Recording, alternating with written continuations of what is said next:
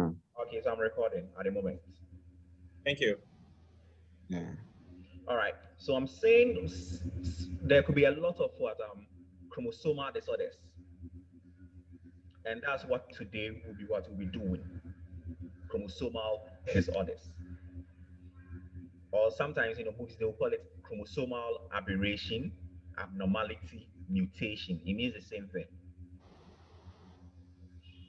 And these disorders could affect the autosomes. Right now, you know what the autosomes are all about. As I said, every human has 23 pairs of chromosomes, and the first 22 pairs are referred to as autosomes. Then the 23rd pair is referred to as sex chromosomes. And the disorder could affect any of these chromosomes. But when it affects the sex chromosome, then it means we will call it sex-linked disorder. So I'm repeating, when the disorder affects the X or Y chromosome, which is the sex chromosomes, then we will call that disorder sex-linked disorder. All right. But in situations whereby it affects the autosomes, the 21st pair, the first 22 pair, sorry, then it means we will call it autosomes or autosomal disorders. Autosomal disorders. All right.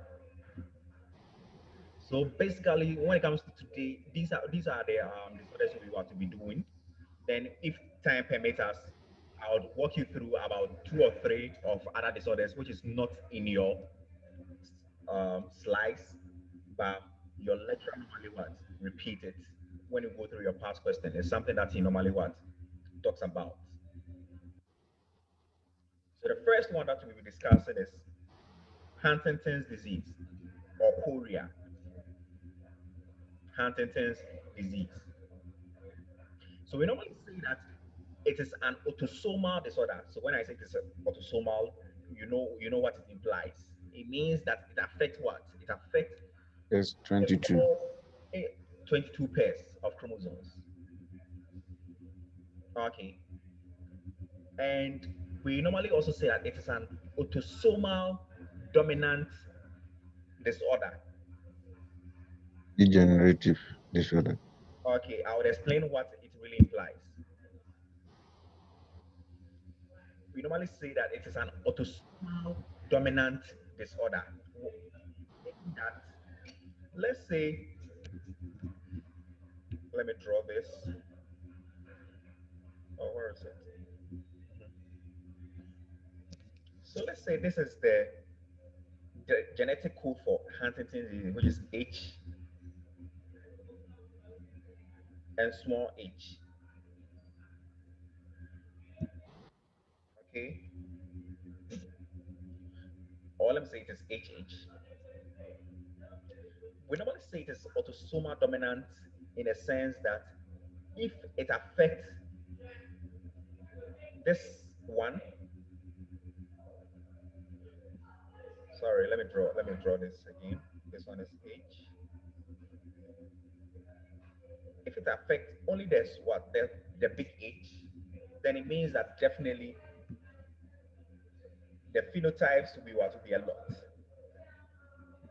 Or let me say the symptoms of it will be highly expressed. Okay, that's what we normally say it is autosomal dominant. It means when it affects the dominant, you can see the symptoms of it within the person, all the symptoms.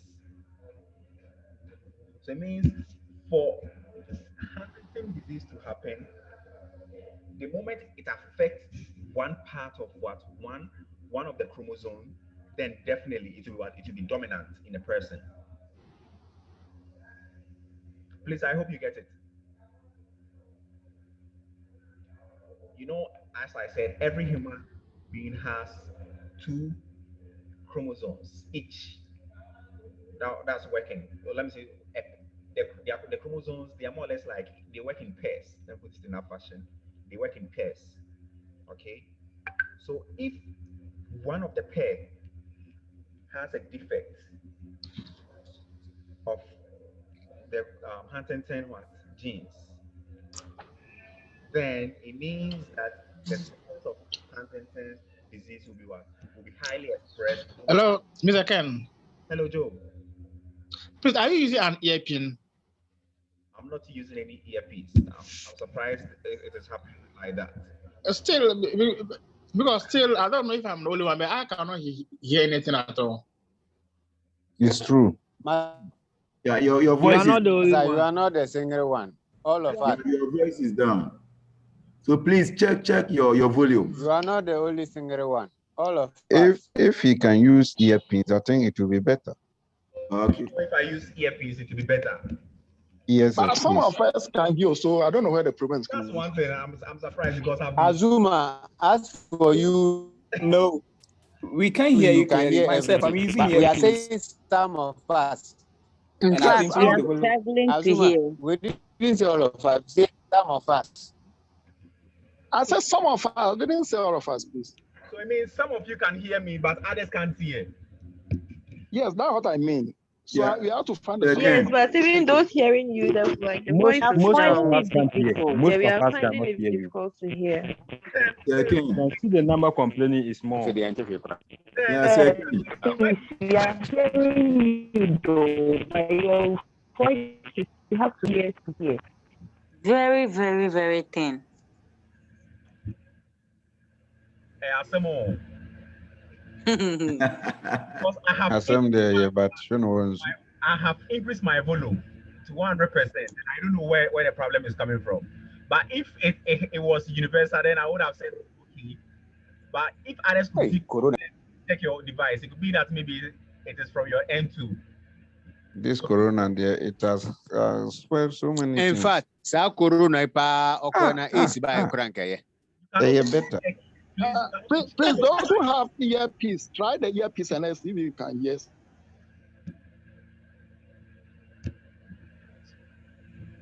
Okay.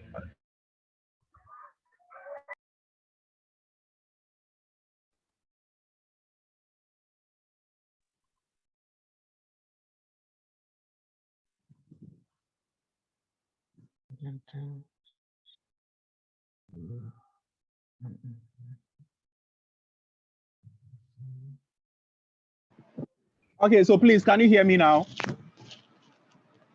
Fantastic. Yes, sir. Yes, Adam, yes,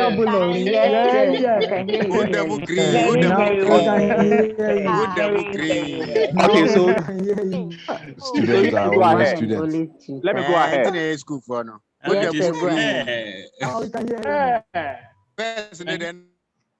Okay, so what I'm saying is that with Huntington's disease, okay, it is, we normally say that, oh, please mute yourself, okay? So Huntington's disease, we normally say that it is autosomal dominant gene, meaning that it affects the autosomes. And yet at the same time, we are saying it is dominant because when it affects one of the chromosomes, you know, the chromosomes, as I said, they deal in pairs. It's in pairs. So when it affects one of the chromosomes, it means that the symptoms will be highly expressed in the person. And these are the basic symptoms of what? Of Huntington's disease. We call something known as hyperkinesia. It means that the person would experience involuntary movement. You could see that the person will be moving purposely. Okay, it is an involuntary movement that will happen. You could see some people, their hands will be jerking or their limbs will be jerking, involuntary.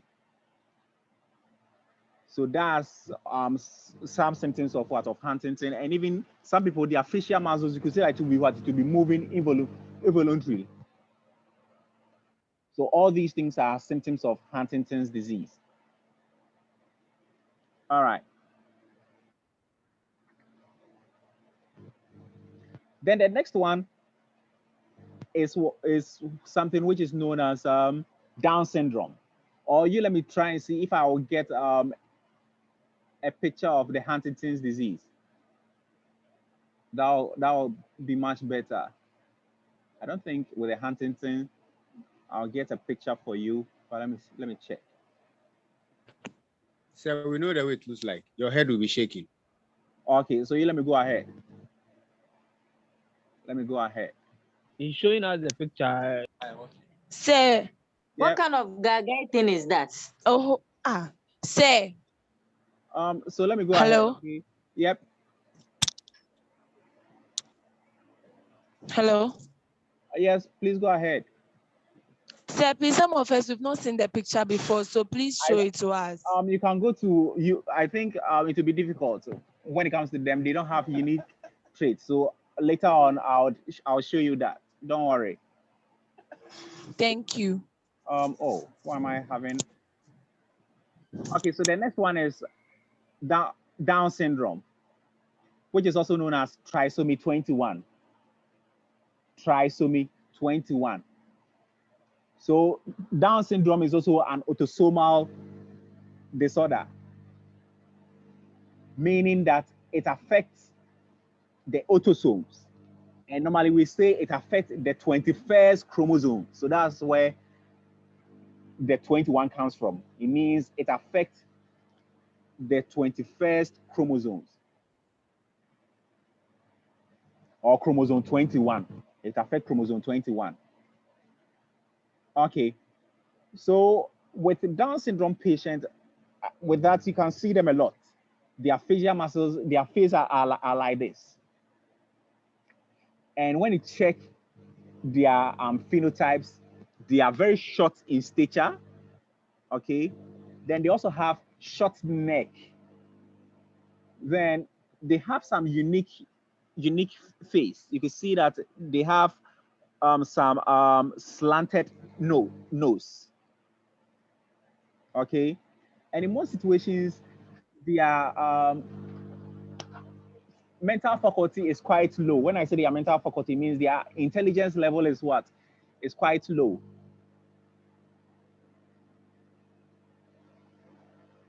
Okay, so basically these are some of the symptoms of Down syndrome. And Down syndrome is also known as trisomy 21, meaning that there is an extra chromosome within the 21st chromosome. Remember I said every chromosome has a pair. That means every chromosome, there are two. So let's say this is the genetic code for Down syndrome. I'm using maybe D to represent the genetic code for Down syndrome. So let's say this D is the genetic code for Down syndrome. And under normal circumstance, and at trisomy 21, let's say the genetic code for chromosome 21 is what? Is DD, sorry. The genetic code for chromosome 21 is DD. We are saying that for Down syndrome to happen, it means there should be an extra chromosome within chromosome 21. So instead of the normal 2 chromosomes within chromosome 21, there will be an extra what? An extra chromosome within chromosome 21, making it 3. Then out of it, it will lead to Down syndrome. Okay, so please, any question? In case you have a question, kindly raise up your hand so that I will call you, so that there will be no disruptions or distractions. Okay, Godwin. Yes, sir. Sir, before we continue with the chromosomal aberrations, I'm wondering what could be the cause of this chromosomal aberration? Is this caused by the parent, or it is something inborn, or something within the parent which they transfer onto their offsprings? These things we are talking about, right from the onset, we said it is what? It is genetic, right? So it means that the parent, it could be that they also what? They also got that kind of gene from what? From their parents, their forefathers, foremothers, and so on. And one thing is, some of these things too, it happens when the parent is what is old, especially Down syndrome.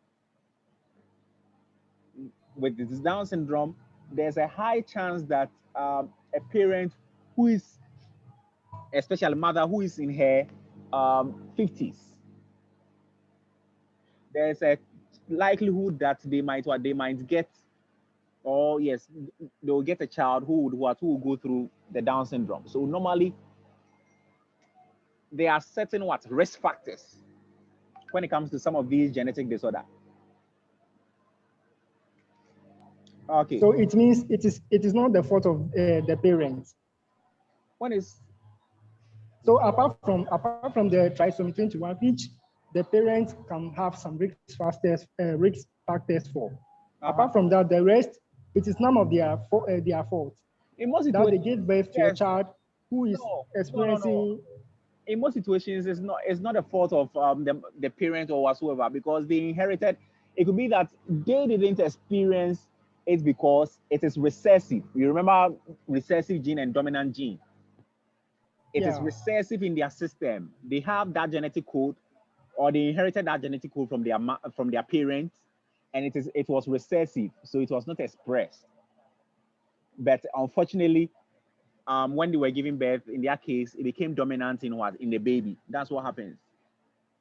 So it is not the fault of anyone or whatsoever, of the parents or whatsoever.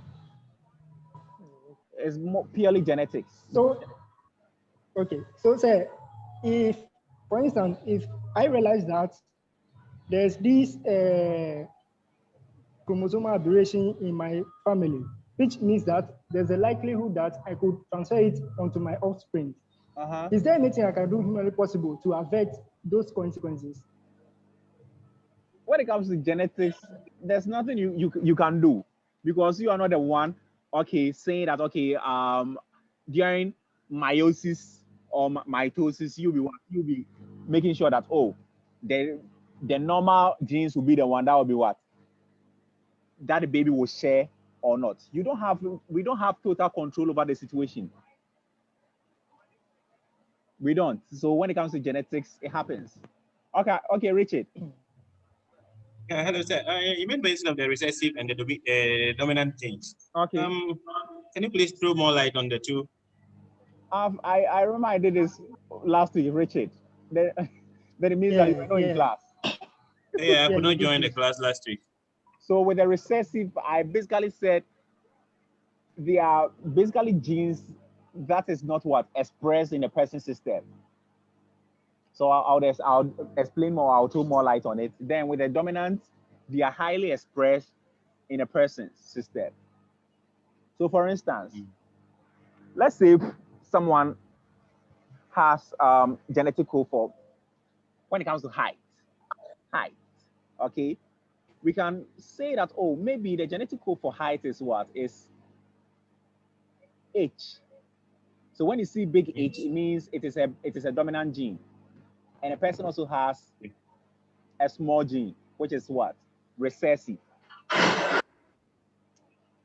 So it means, since the person has a dominant gene here, the big H, the capital H, it means that the dominant gene would overshadow the presence of of the recessive gene, which is small h. So it means that still the parent will be will be tall, but the parent has a recessive gene. So in situations whereby the parent give birth and the baby is is short, then it means that the parent in that regard shared the recessive gene to whom? To the baby. Okay. So it means for two tall individuals to give birth to a short kid, then it means that they both have recessive genes. That's they have heterosexual gene. You remember? Meaning all of them, they have one dominant gene and one recessive gene. Then out of this, they both share their recessive gene thereby leading to what? Shortness of the Okay. kid. That's what happens. Okay. So in genes, these are the things you're supposed to know: recessive and dominant. Clear. All right. Okay. Sir, Okay. Who is on the Sir. floor? Godwin. Godwin. Yes, sir. Okay. On the issue of recessiveness and then the dominancy of genes, Okay. can it be manipulated, or they are also inborn? Can it be manipulated? Godwin, I've been saying this over and over. When it comes to genes, we don't have control over the situation. You can't just say that, oh, I know that this person has this sort of height and so on and so forth. So hey, this is what I'll do. Unless maybe you check, you do lab tests to know your genetic code for certain things. Maybe you want height. You want your offspring to be tall. Then it means that you need to know your genetic code for what? For tallness. Then you need to also know your spouse, his or her genetic code for height. Then you can say that, oh, if we all have dominant genes, then there's a high possibility that my baby will be would also be tall. Or you realize that, oh, when it comes to you are heterosexual. You have heterosexual gene. It means you have one big H, small h. Then you can say, oh, let me test my partner and see if she also has heterosexual, then I wouldn't marry her. I'll go in for someone who has two dominant genes, so that all my babies will be tall. And doing these things too is quite expensive, diagnosis. And when it comes to genes, you can't get everything right, because maybe you are looking out for height. There could be situations whereby you didn't test for all the genetic codes within your system. So definitely, you didn't account for certain things that could also happen. Maybe weight could be a problem, and other issues could also be a problem because you didn't focus too much on it. All right, Harrison. Okay, sir. Hello, Mr. Ken. Yeah, sir, Mr. Ken. Harrison, go ahead. Yeah, okay.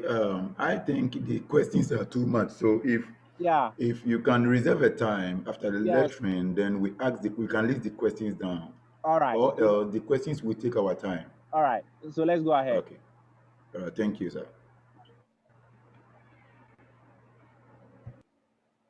Okay. So the next one that we'll be discussing has to do with Tenor syndrome, and Klinefelter's. Tenor syndrome and Klinefelter's. So when it comes to Tenor syndrome, I think, let me show you. That's Tenor syndrome.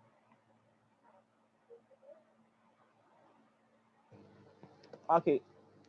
So you can see that the person is very short in stature, and the person is a female. The person is a female, but short in stature. And in most situations, this happens because, or before I go there, you should know that this is a sex-linked disorder. So it means that I've walked you through two autosomal disorders, which is Huntington's disease and trisomy 21. So Klinefelter's and Tenor syndrome, they are basically sex-linked disorder. There's a reason as why I'm really emphasizing on this, because your lecturer could ask you to maybe discuss any autosomal disorders. You should know the distinction, or any sex-linked disorder. All right. So when it comes to Tenor syndrome, as I said, it's a sex-linked disorder. And in most situations, it affects solely females, only females.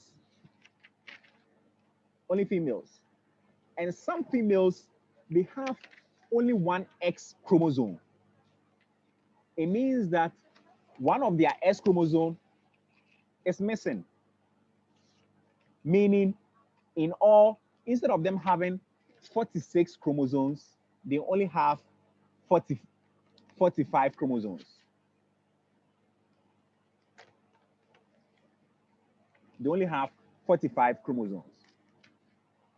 Okay, so you know, for the sex, for any sex chromosome, we have XX for females. But a Tenor syndrome person has only one X. So it means the other X is missing, is 0. And when that happens, then it leads to Tenor syndrome. And these are the phenotypes or the physical characteristics of Tenor syndrome.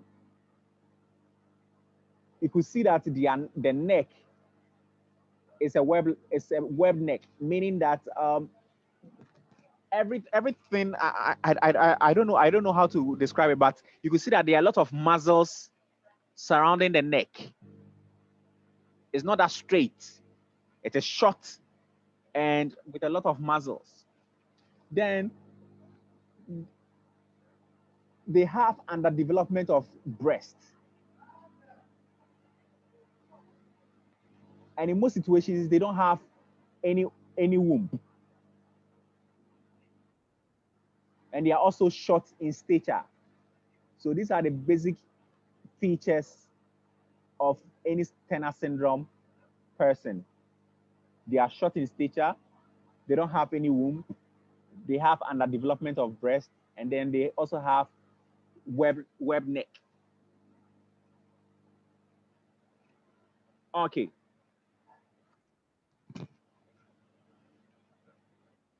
So what really leads to Tenor syndrome? One may ask. What happens is that during cell development, we have something known as cell division. Okay. And in cell division, for anyone to have only one X, then it means that we normally say that there could be something known as disjunction. Disjunction.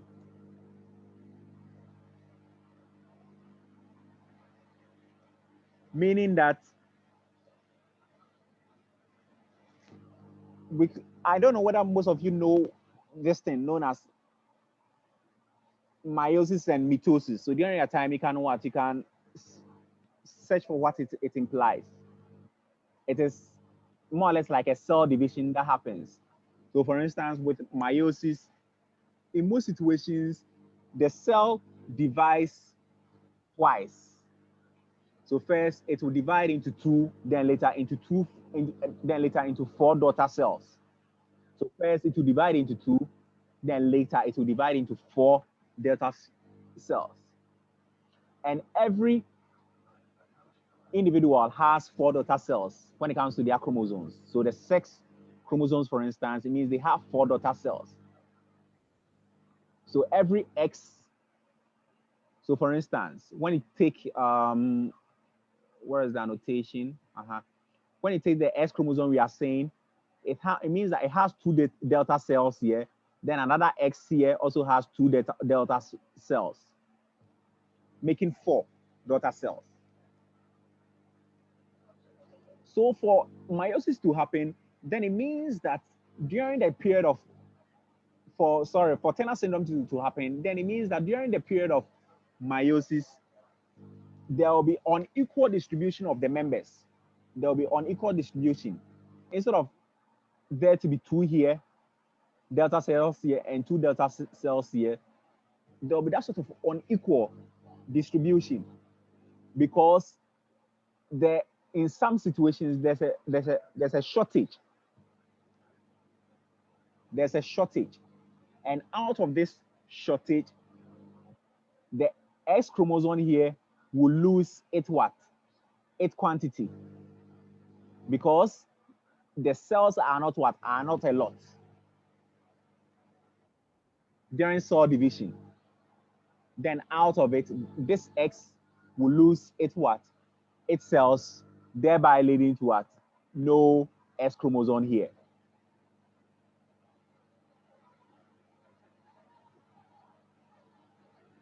In other instance, during cell division again, instead of there to be a shortage, there will be what? An extra. Or the cells will be a lot in the system. And when the cells are a lot, it means that there will be an extra chromosome within the sex chromosomes. And when that happens, then it could lead to Klinefelters. So it means when it comes to Klinefelters individuals, they have X. Instead of them to have an XY, they'll have an extra X. So it means Klinefelters solely affect males. Then with Tenor syndrome, it solely affects females.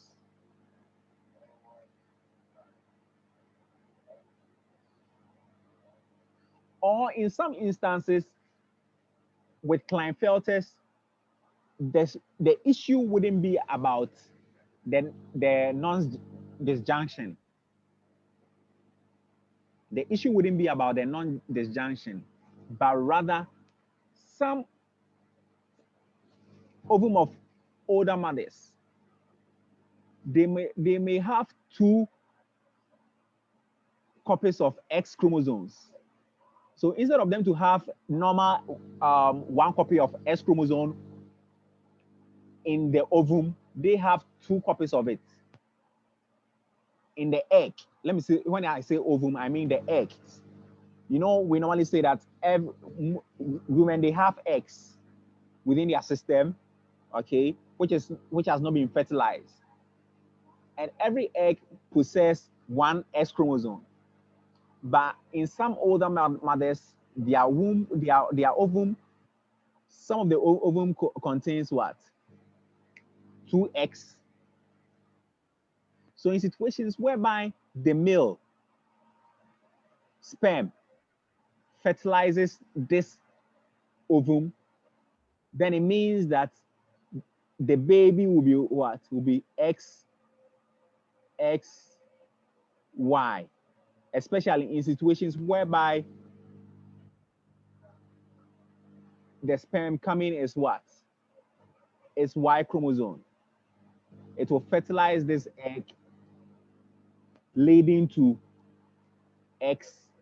XXY, thereby leading to what is referred to as Klinefelter syndrome.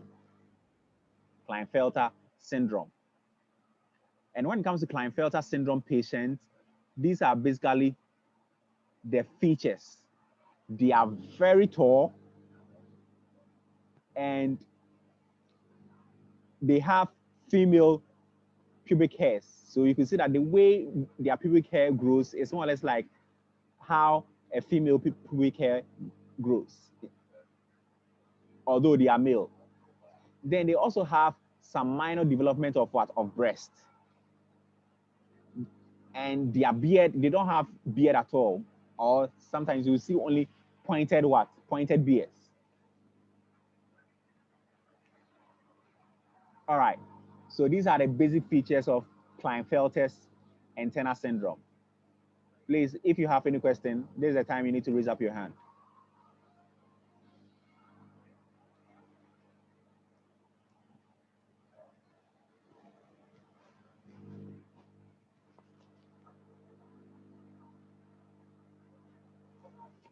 If you have question, please raise up your hand, or I'm moving on. All right, Godwin, go ahead. Yeah, please. I would like you to explain the testicular atrophy. Okay, I'll do that. Okay, Rashida.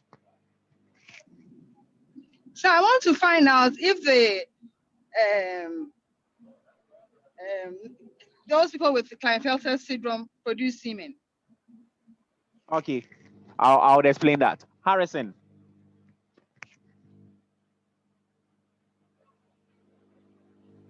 Harrison, kindly unmute your mic and